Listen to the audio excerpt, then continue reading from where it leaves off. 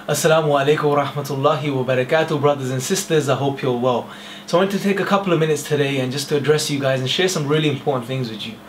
And to do with the da'wah, our approach, the times we live in and how the Muslims are reacting to certain challenges that we face in the 21st century. Now, one thing that's happening is because of atheism being prevalent these days, many Muslims, because they don't understand the reality of the nature of things, are turning away from Islam completely. But on the other hand, we have other Muslims who want to do something, want to take action, and what they do is that they jump straight to the philosophical, abstract argumentation to prove the existence of God, something I did myself initially. But what I want to share with you today is that the approach that the Quran takes. Now when we turn to the Quran, what we see is that Allah subhanahu wa ta'ala, seldom does He try to prove His existence.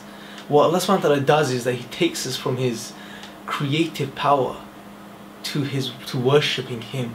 And the way He does is, the strategy that's employed is that He reminds us of His signs. He tells us to look at His signs. He tells us to look into the creation of the heavens and the earth. He tells us to look at the alternation of the night and day. He tells us to look within ourselves. And this got me thinking as to Allah subhanahu wa ta'ala is telling us clearly, look at His signs. But why can't we appreciate these signs? Let alone the non-Muslims, the Muslims themselves, we ourselves are not appreciating the signs of Allah subhanahu wa ta'ala as they deserve to be appreciated.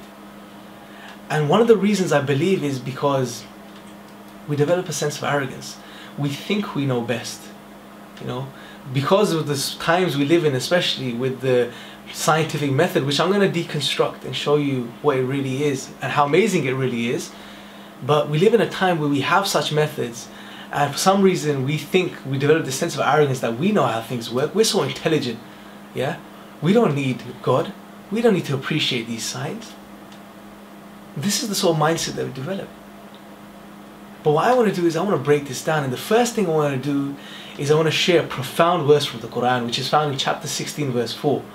Allah subhanahu wa ta'ala says something profound. He says خَلَقَ الْإِنسَانَ مِن نُطْفَةٍ فَإِذَا هُوَ خَصِيمٌ مُبِينٌ.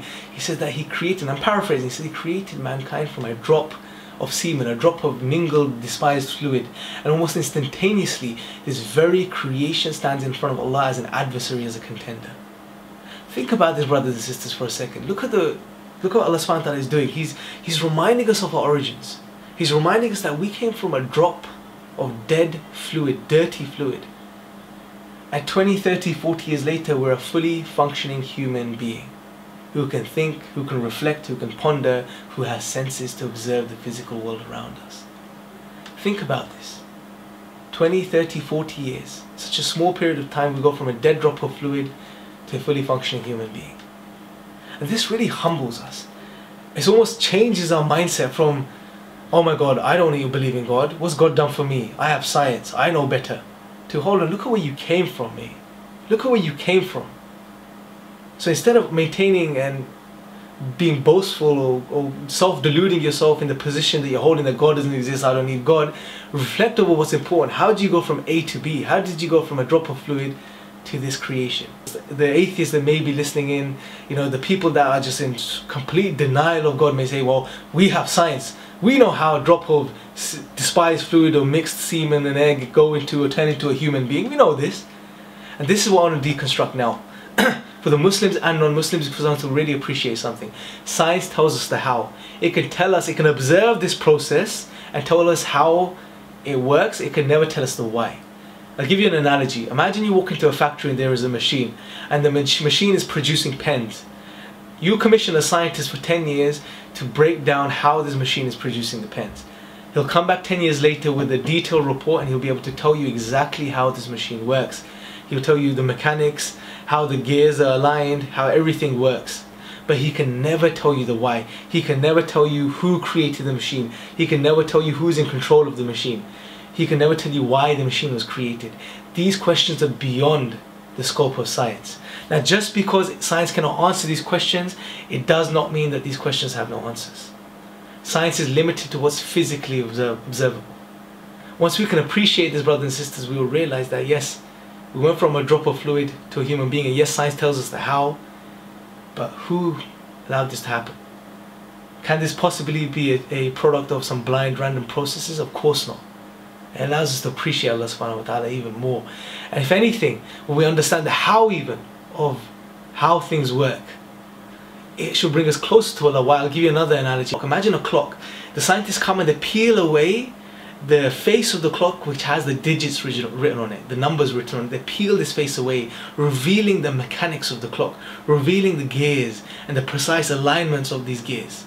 And when we see this, if anything, it should bring us closer to the appreciation of the creative power of Allah subhanahu wa ta'ala. Because now we can see how these things work. Subhanallah. So if anything, the scientific method brings us closer to Allah subhanahu wa ta'ala, because it allows us to see how Allah subhanahu wa ta'ala has put these things into motion, how they work. And once we understand the method of science that it can't tell us the why, we can really understand the true nature of things. And we can really once again go back to the signs of Allah and appreciate them for what they are. We can go back to the drop of fluid and how it turns into a fully functioning human being in 20, 30 years. And we can truly appreciate this and say, subhanallah, because this could not be a product of some random blind processes.